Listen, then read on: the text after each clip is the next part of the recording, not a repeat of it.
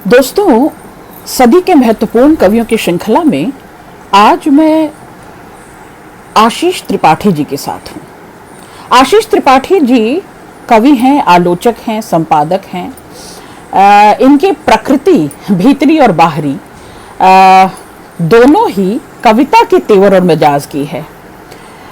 करीब 14-15 सालों से ये कविता लिखना इन्होंने शुरू कर दिया था, ये इनकी रुचि में था। पहले कविता 1986 में प्रकाशित हुई। पहला कविता संग्रह एक रंग ठहरा हुआ 2010 में प्रकाशित हुआ। लक्ष्मण प्रसाद मंडलोई स्मृति सम्मान से सम्मानित हैं वे, और कविता के साथ ही आलोचना के क्षेत्र में भी बखूबी कार्य कर रहे हैं, लोकप्रिय हो रहे हैं।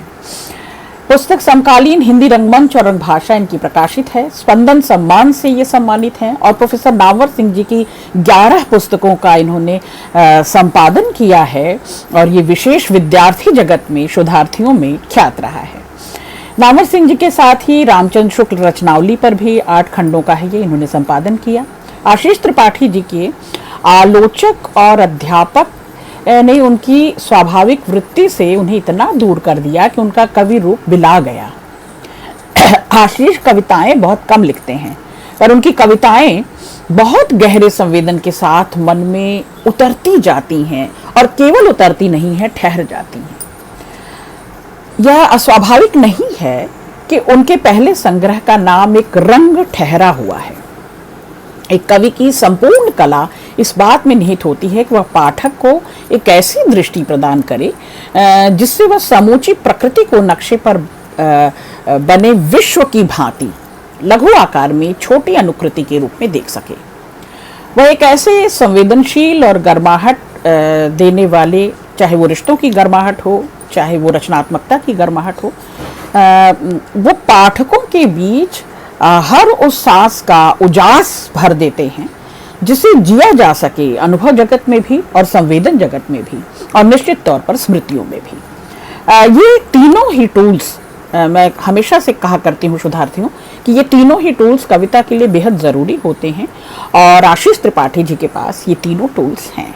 आशीष अपनी कविताओं से बहुत चुपके से धीमे स्वर में अपनी यह बात कर देते हैं कि जो जोत है, जो लौ है, जो लगन है, वो उनसे निकलकर उनके सहृदय समाज में समा जाती है। उनकी कविताओं को जब हम पढ़ेंगे, सुनेंगे, गुनेंगे तो और इससे अंदाज़ा लगाएंगे। मैं आज उनकी 5 कविताएं शोधार्थियों आपके बीच पढ़ती हूँ, जो मेरी पसंद की 5 कविताएं हैं, और उस पर हम लोग थोड़ी बातचीत करेंगे।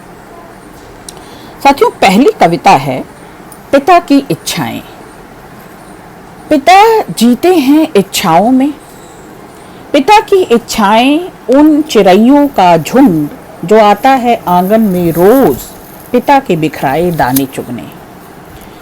वे हो जाना चाहते हैं हमारे लिए ठंडी में गर्म स्वेटर और गर्मी में सर की अंगोछी। हमारी भूख में बटुओं में पकते अन्न की तरह गमकना चाहते हैं पिता। हमारी थकान में छुट्टी की घंटी की तरह बजना चाहते हैं वे। हमारी भूख में बटुओं में पकते अन्न की तरह गमकना चाहते हैं पिता। हमारी थकान में छुट्टी की घंटी की तरह बजना चाहते हैं वे। पिता घर को बना देना चाहते हैं सुनार की भट्टी। वे हमें खरा सोना देखना चाहते हैं। लगता है कभी कभी इच्छाएं नहीं होंगी तो क्या होगा पिता का। गंगा जमुना की आखिरी बूंद तक पिता देना चाहते हैं चिड़ैयों को अन्न। पिता बने रहना चाहते हैं पिता। पिता केवल ओट भर नहीं, परिवार की सुरक्षा और संरक्षण का जिम्मेदार वह व्यक्ति है जो हमारे व्यक्तित्व को, हमारे अस्तित्व को गढ़ता है, बनाता है, बचाता है और बसाता है। पिता केवल सुरक्षा और संरक्षण भर भी नहीं, पिता हमारे भीतर का वो उजास है, हमारे भीतर की वो आस और प्यास है जिससे हमारा व्यक्तित्व निर्माण होता है और हमें दृष्टि मिलती है। देखिए, नज़र सबके पास होती है, पर नज़रिया देने वाला, पाल पोस कर हमारे गरूर को, गुमान को बढ़ाने वाला, हमारे भीतर की ठसक को, हमारे सुख दुख को मांझने वाला, सींचने वाला पिता होता है। तो एक परिवार में केवल परिवार का मुखिया भर पिता नहीं होता, पिता की संभावनाओं पर, पिता की इच्छाओं पर जो अनंत हैं। और आशीष त्रिपाठी इशारा करते हैं, जब वे पिता बन चुके हैं जबकि, तो उन अनुभवों को दोबारा जीते हुए आशीष त्रिपाठी पिता को उन इच्छाओं में पाते हैं जिससे दूसरे की बेहतरी और भला हो रहा है। अपनी संततियों को अपने से आगे बढ़ते जाते देखना पिता का स्वप्न है, इच्छा है। अपने से बेहतर करना, अपने से आगे बढ़ना, अपने से उत्कृष्ट होना, ऊंचे शिखरों को छूना, मुकाम पाना हर पिता की इच्छा होती है। और आशीष त्रिपाठी देख लेते हैं, उनके पास वो नज़र, वो कुवत हो जाती है कि वो पिता को चीन्ह लेते हैं। दूसरी कविता है रानी का गीत। ये कविता विशेष मुझे प्रिय है शोधार्थियों, बहुत ध्यान से सुनेंगे और हम इस पर बात करते हैं। रथ पर चढ़कर वह रोती रही, महलों में भी रोई, पैरों के नीचे फूलों के रास्ते, खुशबू से भरी हवाएं, आदेश की प्रतीक्षा में सर झुकाए खड़ी बांदियों की कतार, नहीं ला सकी उसके चेहरे पर सच्ची मुस्कान का वह क्षण। दुनिया का सबसे अच्छा भोज भी रुचा नहीं उसे, बार बार कहती रही सबसे, मैं बहुत खुश हूँ, बहुत खुश। उसकी खुशी में काला सा हो जाता है उसका चेहरा, उसे शायद मालूम नहीं मोल में बिकना। एक अवकाश प्राप्त शिक्षक अपने बेटे से, गांव में बिकता है मजदूर 40 रुपए रोज में, शहर में इसकी कीमत 70 रुपए, महानगर में 100 के आसपास। यंत्री मजदूरों के दाम भारत में 8,000 प्रतिमाह से लेकर 30,000 तक। कस्बे का नाई sit down hair cutting saloon में 2,000 माह, वहीं पर हेयर ड्रेसर 6,000 तक।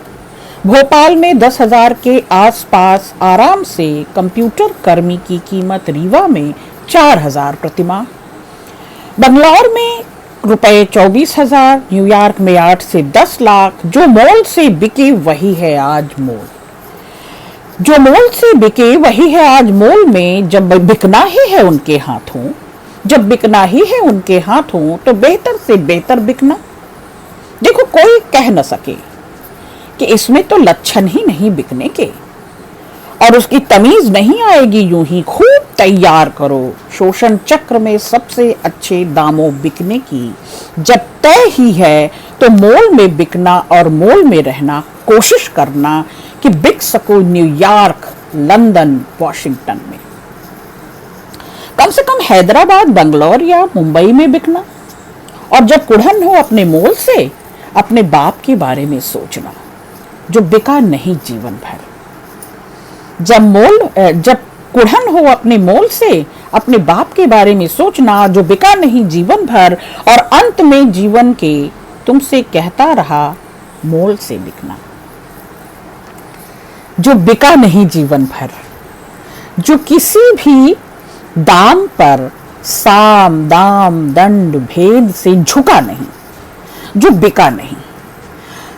वो रिश्ते, वो ममता, दुलार, सहयोग, सद्भाव, प्रेम, परवाह, जो मानवीय मूल्य सजोए रहे पिता, जो खरीदे बेचे नहीं जा सकते इस बाजार में।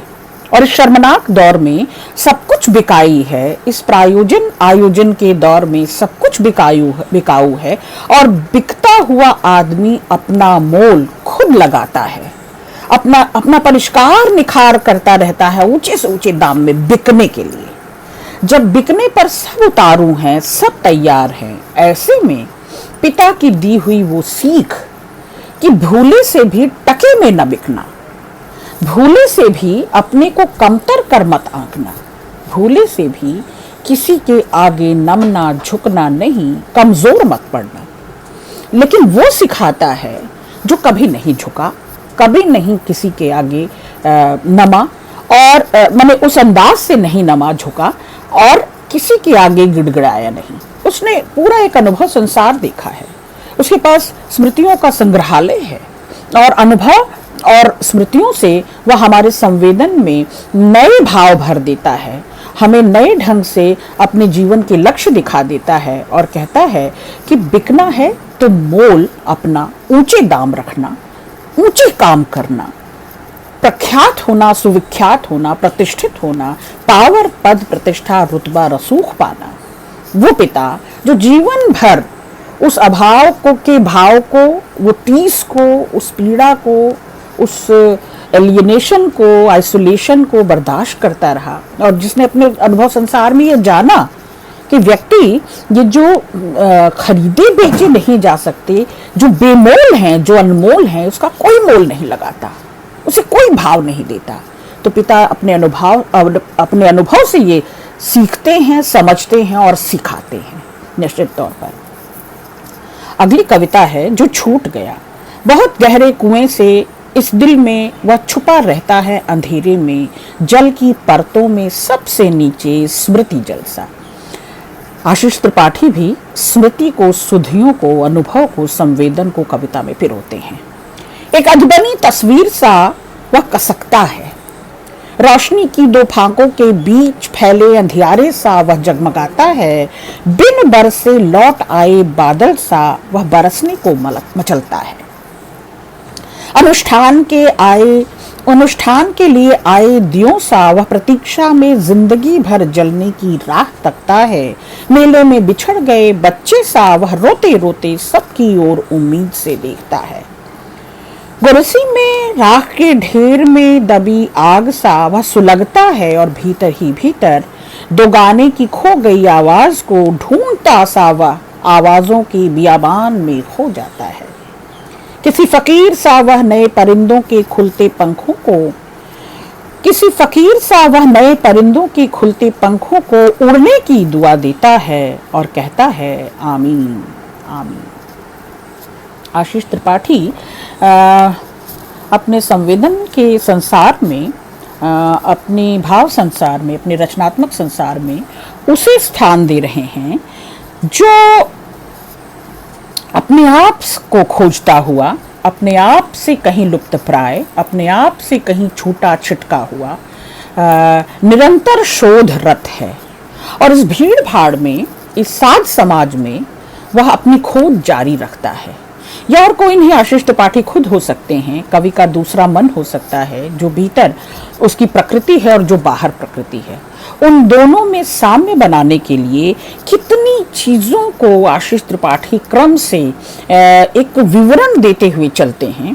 और इस कविता को पढ़ते हुए मुझे थोड़ा थोड़ा रघुवीर सहाय के विवरणों का ध्यान हो आया, जो विवरण मुझे थोड़े से राजेश जोशी में भी मिलते हैं, कि वो लगातार सतत यात्रा में किन किन चीज़ों को चिन्हता और चिन्हित करता है, किन किन चीज़ों को खोजता और अपने भीतर समोता है, और किन किन चीज़ों की शिनाख्त करता हुआ वह उन्हें कभी पा लेता है, कभी उससे वह छूट जाता है। तो जो छूट गया आशीष त्रिपाठी उसको चिन्हित करते हैं। शुद्धार्थी। अगली कविता है समुद्र में आकाश। यह सच है कि उसने खुद कभी नहीं कहा ऐसा, पर उसे चाहिए था वह सब जो चाहिए था उस जैसी सबों को। मैं एक साथ 4 अलग अलग दिशाओं में गया, एक दिशा में नदी के भीतर की सुरंग से होकर पर्वत की खोह तक पहुंचा, जहां एक गंधर्व ने अनंत समय तक मुझे गलाया। मैंने देखा बन गया मेरा चेहरा, अलग अलग दिशाओं में ऐसे ऐसे मैंने पाया वह सब जो चाहिए था उसे और उस जैसी सबों को। उन सब चीजों को एक पोटली में बांधकर जब गांव वापस आया, वह स्त्री कहीं नहीं थी। उन सब चीजों को एक पोटली में बांधकर जब गांव वापस आया, वह स्त्री कहीं नहीं थी। वह सब कुछ से डरती थी। सावन की झड़ी में मेरे हाथों में तने छाते के नीचे नहीं आई वह माघ की ठंड में। धूप के उस टुकड़े से बाहर ही रही जो मुझे घेरे था। जेठ की तीखी दोपहरी में वह पेड़ की उस छांव में नहीं आई जो मेरे सर पर थी। वह मुझसे दूर भागती और उसके भीतर का समुद्र ज्वार लेकर मेरी ओर। मेरे करीब वह गांव के पुराने घरों जैसे ही एक घर का चित्र बनाती और कहती, इसके सामने मैं एक पेड़ लगाऊंगी। घर के पुरानेपन की याद भाटे की तरह उसे वापस ले जाती, ज्वार भाटा। मैं उससे मिलना चाहता हूँ, मांगना चाहता हूँ समुद्र में आकाश की छवियां, उसके दरवाजे पर देखना चाहता हूँ एक पेड़ की किसी डाल पर लटका आना चाहता हूँ वह पोटली जो अब तक संजोए हुए थी। उसके दरवाजे पर देखना चाहता हूँ एक पेड़ की उसी डाल पर लटका आना चाहता हूँ वह पोटली। साथियों, आशीष त्रिपाठी की यह कविता भी स्मृतियों से, अतीत से, इतिहास से, उन सारी सुधियों को जो स्मृति चित्र हैं, जो किसी स्थिति के हो सकते हैं, किसी घटना के हो सकते हैं, किसी व्यक्ति से जुड़े हो सकते हैं, किसी जो हमेशा के लिए जीवन में बैठ गया, जो उतर गया, बैठ गया और अब निकलता नहीं है, ऐसी किसी भी दुख, तकलीफ और स्त्री, इनको मैं पर्याय में ही लेती हूँ। और उस पर्याय के अर्थ में ही आशीष त्रिपाठी भी उस सुधि को, जो स्मृति हो सकती है, जो स्त्री हो सकती है, जो इतिहास में, अतीत में बीती हुई, जी हुई कोई घटना हो सकती है, कोई स्थिति और परिस्थिति हो सकती है, आशीष त्रिपाठी उसकी ओर इशारा करते हैं और कहते हैं कि जो कुछ सर्जन में है, जो रचना रत है और जो स्वप्न देखता है, जो इच्छाओं और कामनाओं से बंधा है, वो भविष्य की जो सोच कर एक नियमावली बनाता है, एक प्रबंधन करता है, एक योजना बनाता है, और उस योजना में वो एक घर है, वो सहज सरल व्यक्तित्व है, वो घर के बाहर एक पेड़ है और पेड़ पर टांग आने वाली वो सुधियाँ, वो स्मृतियाँ जो जीवन को समृद्ध बनाती हैं, जो जीवन में राग रस से सराबोर कर देती हैं। बेहतरीन कविता। और ये अगली कविता है सिंदूर की डिबिया।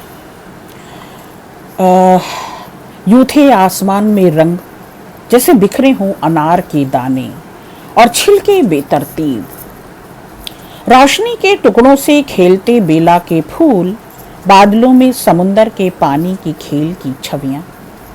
मेरे भीतर मेरी बिटिया 3 महीने की, जैसे एक पूरी गुड़िया लाल कनेर फूल। एक छोटी चिड़ी सी वह खेलती बादलों से, रंगों को मुट्ठी में लेकर मेरी ओर फेंकती, पोतती कभी मेरे गालों पर बादलों के बुलबुले बनाकर उड़ाती, रोशनी के उद्दाम को बूंदती, दिव्य दृश्यता से भर जाती, मेरी ओर टुकुर टुकुर ताकती, मुझे धरती से ऊपर उठा कर लिए जाती थी। मेरी अदेखी दुनिया में वह अचानक उगा वह बनेला नाखून, मेरी अनदेखी दुनिया में कि अचानक उगा वह बनेला नाखून। बिटिया मगन थी अपने खेल में और वह बड़ा आता था उसकी ओर। मेरी आंख जम गई जैसे, वह इतनी छुटकी कैसे पकड़ूं उसे, कहाँ लेकर भागूं, और वह उसकी ओर बढ़ता ही आता। मैं धरती की ओर भागे, पुरानी नदियों के किनारे पड़ी सीपियों, कलमकारों की कलमों, संगीतज्ञों के वाद्य, विद्या भवनों, न्याय देवी की आंखों, नारी मुक्ति के पुस्तकों, गहनों की पेटियों, फैशन परेडों के प्रकाश वृत्तों, लिपस्टिक की डिब्बियों, कहाँ छुपा कर रख दूं उसे, जहां वह नुकीला बाघ सा नख न पहुंच पाए। कहाँ जाऊं री मां, पूजा के कलशों, रुकी हुई पुरानी घड़ियों, निरापद साधुओं के कमंडलों, कुम्हार के आवा, मजूर की रोटियों के बीच। ओ माँ, क्या कोई जगह नहीं जहां उसके हमले का डर न हो। मैं रोती जागती, भागती गिरती उठती, भागती टकराती, लड़खड़ाती चीखती, दबाती तड़पती भागती, वही बदला नाखून मेरी नन्ही लोरी के पीछे, जिसके अनगिन घाव मेरी आत्मा पर। वह इतना शक्तिशाली अय्यार कि छूता औरत की छाया को और वह सिहरती, वह घूरता चित्र को और वह पूर्ण निरावृत। मैंने उसे पूज्य ऋषियों, संतों और वलियों की वाणियों में देखा। वह पूजा घरों और धर्म की पोथियों में छुपा रहता।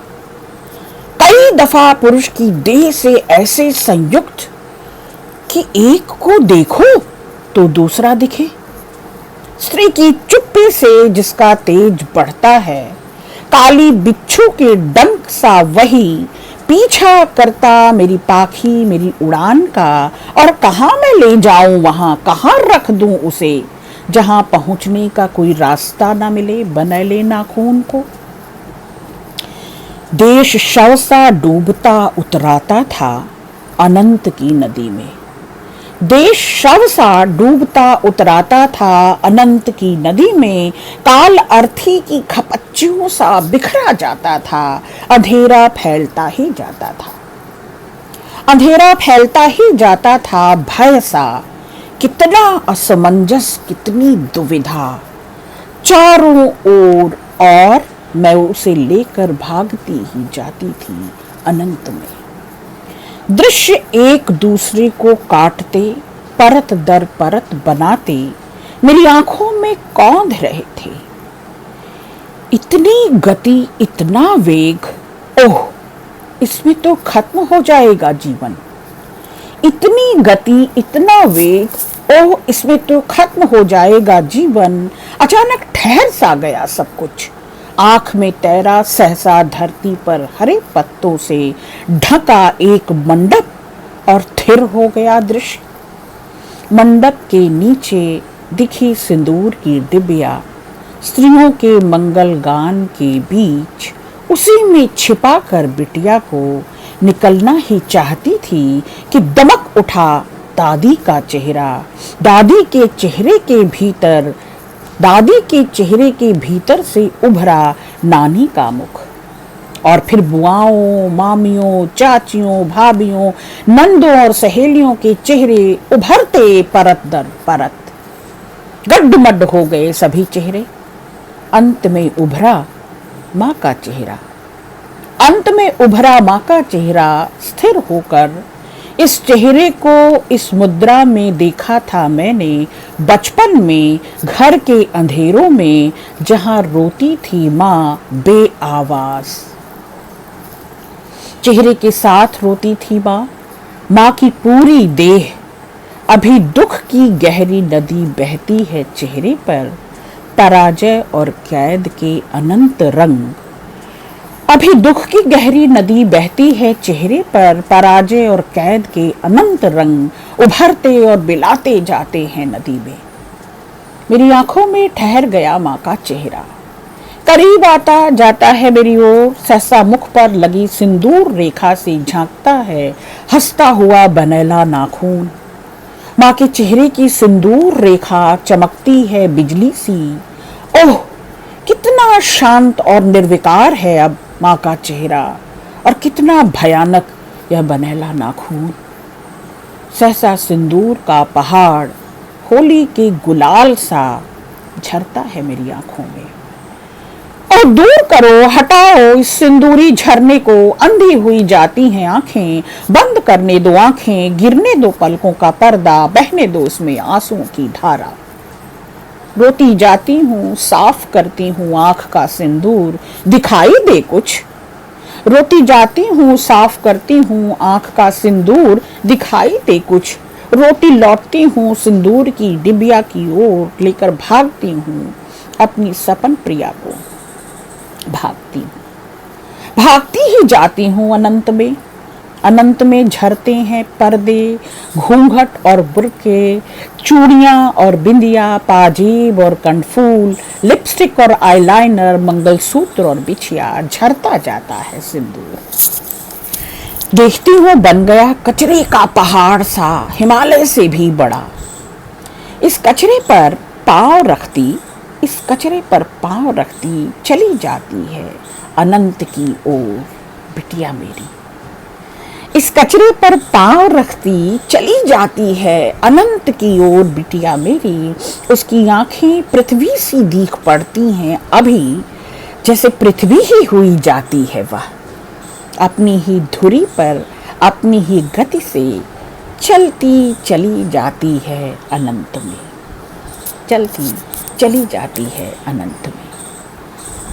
साथियों, ये आशीष त्रिपाठी की लंबी कविता स्त्री की सतत यात्रा और स्त्री की कई पीढ़ियों की सतत यात्रा इस कविता में है, जिसमें पूरा कुनबा है, पूरा कुटुंब है, लोक संस्कृति को उजागर करती परिधि और परिवार के केंद्र में जो स्त्री है, कई पीढ़ियों से जो भोगती सहती जाती है, लोक की संस्कृति को, संस्कारों को, परंपराओं को, रूढ़ियों को, विवाह को, मर्यादा को, मान को, सम्मान को, प्रतिष्ठा को जो ढोती जाती है सदियों से। ये स्त्री नानी है, दादी है, फुआ है, मामी है, चाची है, मौसी है, ये स्त्री माँ है और अब आशीष त्रिपाठी की बिटिया। कई पीढ़ियां और कई पीढ़ियों की यातना और कई पीढ़ियों की वो पीड़ा जो संस्थान से बंधी हुई, विवाह संस्थान से गुथी हुई, जो सौभाग्य के प्रतीकों में बंधी हुई और जो खूंटे में पगहे की तरह बार बार उसकी उमंग को, उसकी उड़ान को, उसके उल्लास को, उसकी प्रतिभा को, उसकी रोशनी को, उसके उजास को बांध लेती हैं, जकड़ लेती हैं, रोक लेती हैं। ये सौंदर्य प्रसाधन भर नहीं, ये सौभाग्य के प्रतीक भर नहीं। आशीष त्रिपाठी चिंतित हैं कि ये स्त्रियां पीढ़ी दर पीढ़ी जिस लोक लाज को, जिस रीति रिवाज को, जिस लौकिक परंपरा को, लौकिक रूढ़ियों को सौभाग्य का प्रतीक मानकर ढोती आई हैं, जिसमें बंधती आई हैं, अपने को जकड़ती आई हैं और खुद भी उस जकड़न में है और दूसरों को भी उसमें बांधे रखती है। जो गुडी गुडी सिंड्रोम है, जो लड़कियों के लिए तयशुदा कुछ मंगल गीत हैं, मंगल कामनाएं हैं, जो परिपाटी है और जो पाखंड पर्व है, आशीष त्रिपाठी इन सब के खिलाफ है। और अब एक बेटी का पिता अपनी बेटी को उन सारे बंधनों से, सारी रूढ़ियों से, लोक लाज से, रीत रिवाज से, समाज के इस पाखंड पर्व से मुक्त देखना चाहता है। आशीष त्रिपाठी उन संस्कारों में नहीं जकड़ना चाहते अपनी बच्ची को, उस बिटिया को, कि तू अपनी नई उड़ान भर, अपनी प्रतिभा, अपने तेवर, अपने मिजाज और अपने कर्म से अपनी स्त्रीत्व को खुद बना और संभावनाओं से भर दे। निश्चित तौर पर बेहतरीन कविता। शुक्रिया।